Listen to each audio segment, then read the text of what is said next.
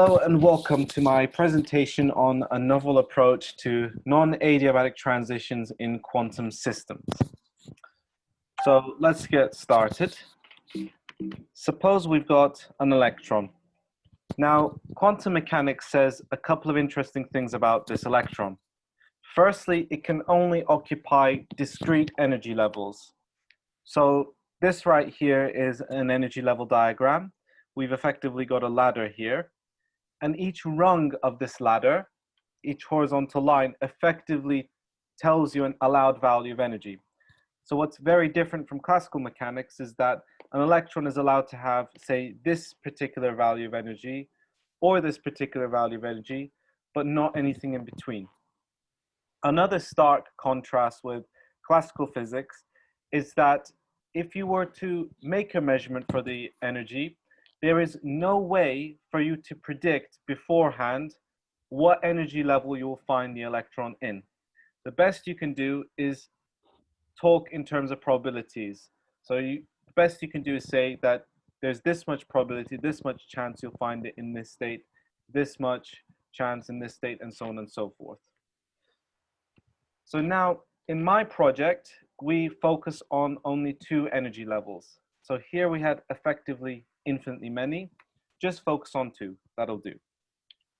Say I put an electron in the upper energy level. So somehow I know with 100% certainty that my electron is in the upper energy level. Maybe I made an experiment and I measured it already. Now, there's an important result in quantum mechanics called the adiabatic theorem, which states that provided the total energy of your system, the Hamiltonian effectively, doesn't change, provided that's true, if your electron is in one of the energy levels, then it's going to remain in that energy level forever. No transitions would happen and life would be pretty boring. However, this is not the case if you make your energy levels change in time. So in our experiment, at around t equals 0, the middle of our experiment, say we make our energy levels wobble around a little bit, and then the wobbling dies down. Then there's going to be a small but non-zero probability that the electron will jump to this lower energy level right here.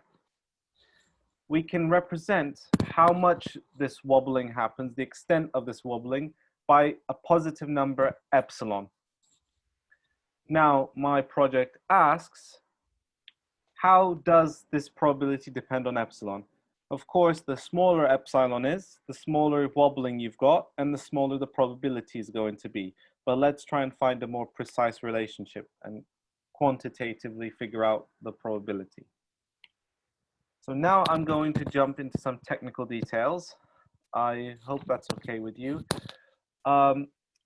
It's okay if many of these concepts look very unfamiliar. And if you don't feel like you understand most of it, I just want to give you, as it were, a whistle-stop tour through the theory. I just want to give you a taste of the results that we've discovered in our project. So traditionally, what would you do? You'd write down what's known as the Schrödinger equation right here and try and solve for psi of t. This right here is a function. It's known as the wave function. And this h of t is a matrix. Matrix is just a fancy word for a bunch of numbers in an array. This h of t, the Hamiltonian, loosely speaking, represents the energy of our system, our total energy. Now, you're trying to solve, just like any old equation, for psi of t. What is psi of t? So this effectively, this is what represents the state of your system, of your two-level system.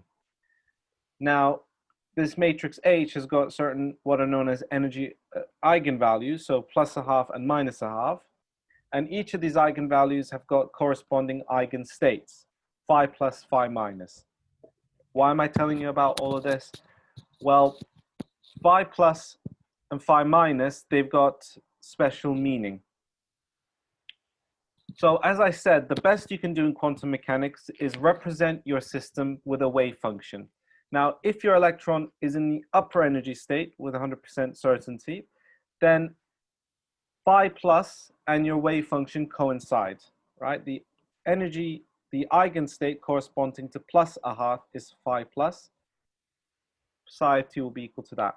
If you're in the lower energy eigenstate, then psi of t will be phi minus. Now again, as I said, in general, you can't figure out with absolute certainty which energy level you will be in.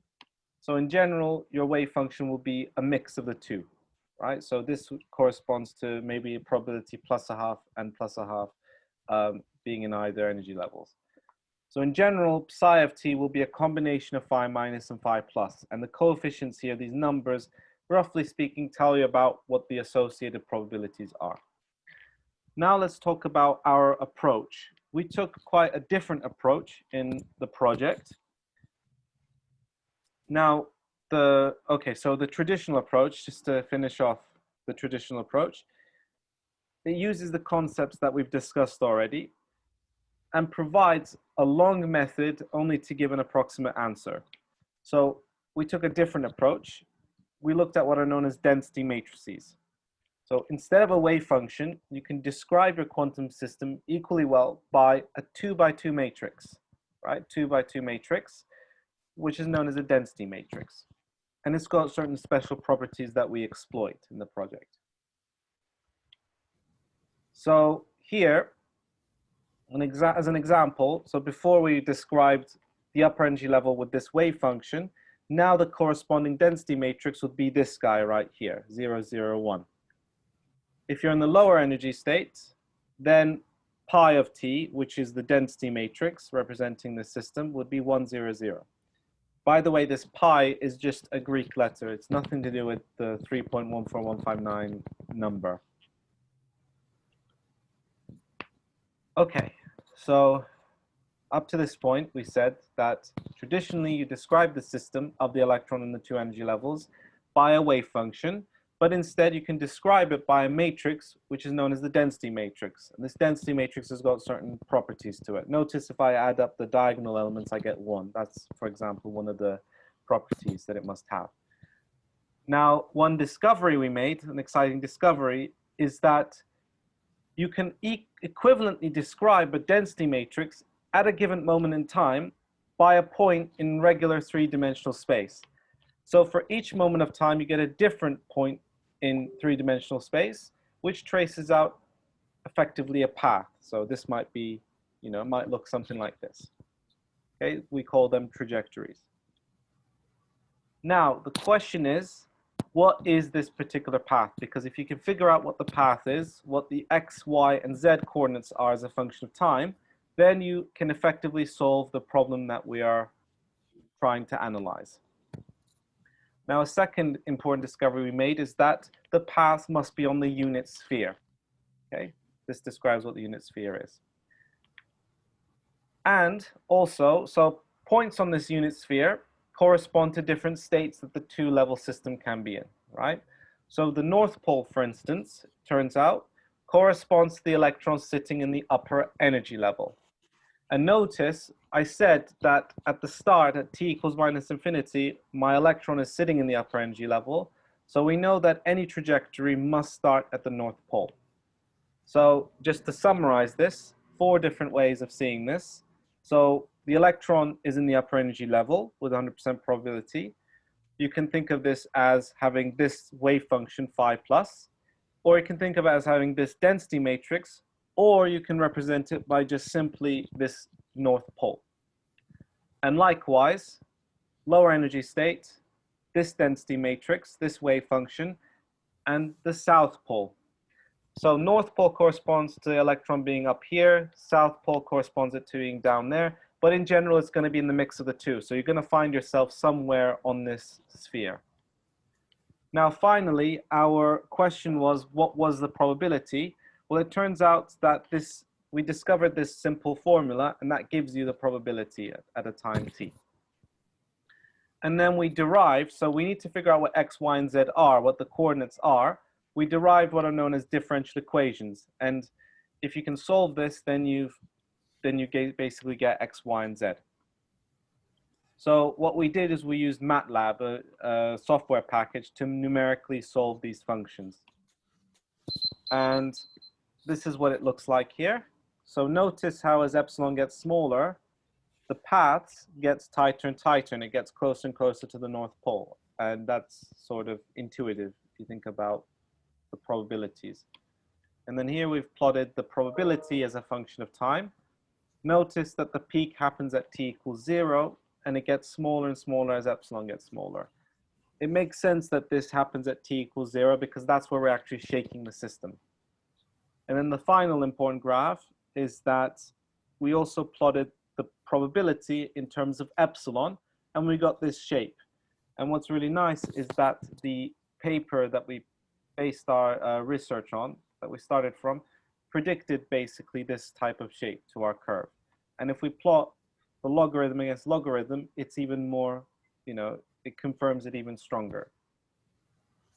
So just to summarize, instead of this complicated traditional approach known as the super adiabatic basis approach, we derived a differential equation that we saw here. We derived this. And then what's really nice is that there is a vast theory, a rich and vast theory to analyze differential equations. And so this is nothing but the end. This is the starting point, and you can there's a lot of interesting research that you can take forward from this point. And then the final question is, what if you have 3 levels or more? Turns out that really interesting effects might happen. So thank you for your attention. Are there any questions? All right, great job, mate. Okay. That was really cool. Like you went out like 1 to 2 minutes Okay. out of time, but okay, yeah. So yeah, that was quite a nice talk. One question out of curiosity. I mean, probably you will not get asked such questions, but it's like it's my question, like out of curiosity. Like, if you were to study, for example, 3 states, as you mentioned at the end, you would have like the psi of t would be like a vector, a column vector with 3 entries, right? Yes. Okay. Yeah, your Hamiltonian would be 3 by 3. You have 3 orthogonal eigenstates, orthogonal normalized eigenstates, and so you'd have a vector in C3 at each point in time. That would be a frozen wave function. And then your density matrix, I suppose, would also be 3 by 3. Okay, because that is where I would get like I would like to ask like right after, like what happens to the density matrices, like, because the density matrices are defined with the help of Pauli matrices. So if you had, and the Pauli matrices are 2 by 2, so what would happen in that case? That's actually a really good question. I really like that. But the thing is that they're not really defined with the help of Pauli matrices. We've defined it already, and then we said that we defined the coordinates in terms of the Pauli matrices. Right? We said that the Pauli matrices form a convenient basis for traceless permission matrices 2 by 2. So that gives you X, Y, and Z. So, you'd have to, that bit you'd have to substitute it for something else.